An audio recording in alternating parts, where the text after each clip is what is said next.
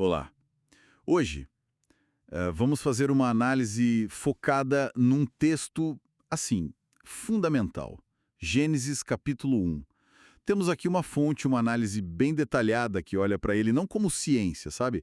Mas como literatura antiga mesmo, cheia de simbolismo, de teologia. Exato. A ideia é investigar, assim, a estrutura do texto, o ambiente cultural lá do Antigo Oriente Próximo e as mensagens principais que os autores, né, queriam passar originalmente.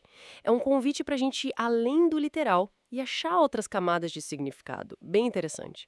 Então tá, vamos explorar essa visão que, olha, parece fascinante, da cosmologia antiga, do propósito por trás da criação. A fonte é Gênesis 1, uma análise da criação e cosmologia antiga. Ok, vamos lá, vamos começar a desempacotar isso. Uma coisa que chama a atenção logo de cara é a linguagem, né? É um hebraico que soa poético, tem aquelas repetições, e disse Deus, e viu Deus que era bom, e o termo para Deus, Elohim, é plural, mas os verbos ficam no singular. Curioso isso, não? Sim, é muito curioso. E a análise que a gente tem aqui sugere algo bem interessante sobre esse Elohim. Pode indicar um conceito que era comum naquele mundo antigo, sabe? Tipo um conselho celestial, uma assembleia divina. Algo que a gente vê ecoado em outros textos, tipo Salmos 82 ou textos lá de Ugarit. Ah, entendi. Reflete uma visão de mundo onde as decisões divinas são, assim, deliberadas, pensadas em conjunto, talvez. Não é exatamente a trindade cristã, claro, isso é uma interpretação que veio bem depois. Bem depois, claro. Mas talvez seja uma forma de expressar a majestade ou essa deliberação de Deus, entende? Tem até trabalhos, como o do Michael Heiser, que exploram bastante essa ideia do conselho divino. Que interessante essa linha do conselho. Agora, pensando nas ações ali descritas, a sequência dos dias da criação, ela levanta umas perguntas, né? Por exemplo, o texto fala de luz antes do sol. Dia 1 tem luz. Dia 4 tem o sol. E plantas antes do sol também. Dia 3. Como é que essa análise explica isso? Então, esse é um dos pontos, assim, chave e talvez mais contraintuitivos da análise. Citando estudiosos como o John Walton, por exemplo, Gênesis 1 talvez não seja principalmente sobre a criação material do nada, sabe? A ênfase maior estaria em atribuir função e ordem para o cosmos. Função e ordem. Isso, separar aquele caos inicial, o torro-vaborro, seria mais como organizar e inaugurar um grande templo cósmico, um espaço para Deus habitar e governar. A luz do dia 1, nesse sentido, seria essa distinção fundamental entre ordem e desordem, um tema super comum na região. Seria mais isso do que a luz física mesmo, que viria depois com os luminares. Uau!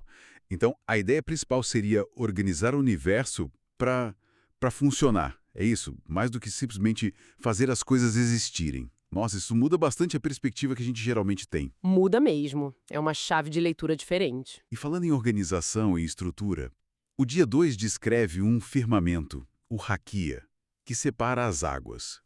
Como é que a análise interpreta esse elemento? Exato, essa é a mudança de chave. E sobre o Hakia, a análise entende isso como um reflexo bem direto da cosmologia do Antigo Oriente Próximo. Eles imaginavam mesmo uma espécie de abóboda, um domo sólido, sabe? Que separava as águas de cima das águas de baixo. É algo parecido com o que a gente vê em mitos babilônicos, por exemplo. Ah, sim, aquela imagem clássica. Isso. Entender essa imagem mental da época ajuda a gente a ler o texto nos termos deles, né? Sem ficar forçando uma ciência moderna que não cabia ali. E a mensagem teológica por trás disso é forte. Deus tem soberania total sobre essa estrutura cósmica e sobre os elementos. Olha que interessante. Sol e Lua são chamados só de luminares. É verdade. Talvez justamente para evitar qualquer associação com os deuses astrais que os vizinhos adoravam, né? Faz todo sentido ler dentro da visão de mundo da época. Tá, e aí a gente chega no dia 6. A criação da humanidade à nossa imagem, conforme a nossa semelhança. O que essa análise traz sobre essa frase tão conhecida? Então, a interpretação que a fonte oferece é que imagem e semelhança aqui significa ser o representante visível de Deus na Terra, com a responsabilidade de administrar, de cuidar da criação, um papel meio parecido com o dos reis antigos, que eram vistos como a imagem das suas divindades. Representantes. Isso. E isso destaca uma dignidade que é inerente a toda a humanidade criada diretamente por Deus. E aquela frase, façamos, no plural. Sim, o façamos. Ela ecoa diretamente aquela ideia que a gente falou antes do conselho divino, deliberando sobre essa criação que é especial.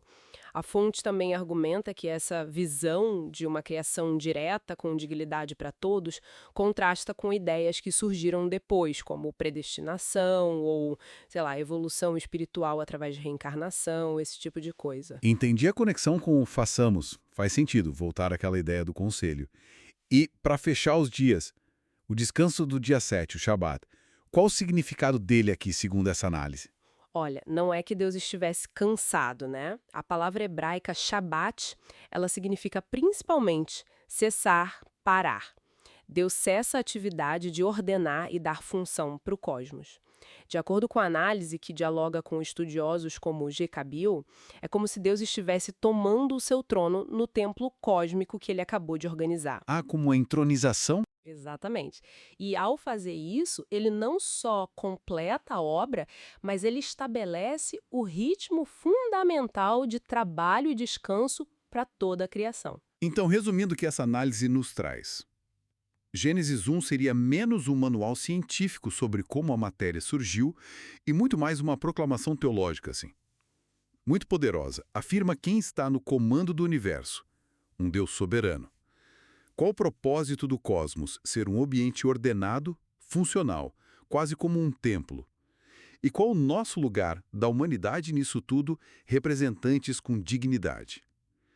E tudo isso comunicado na linguagem e na cosmologia da época deles. Precisamente. A mensagem teológica central, que existe um Criador soberano que põe ordem no caos, estabelece um propósito e valoriza muito a sua criação, especialmente a humanidade, como representante dele, essa mensagem transcende a cosmologia antiga em si. E como você mencionou, a análise usa essa leitura contextualizada para dialogar com várias outras interpretações teológicas que vieram depois, né? Calvinismo, arminianismo, espiritismo, argumentando que a intenção que se percebe no texto original pode ser diferente dessas visões posteriores. Isso deixa a gente com uma reflexão importante no final, né? Como será que entender o contexto histórico-cultural original de um texto tão antigo como Gênesis 1 pode realmente transformar a nossa leitura hoje? Talvez abrir significados que uma leitura mais literal ou fora de contexto acabaria deixando passar batida, né?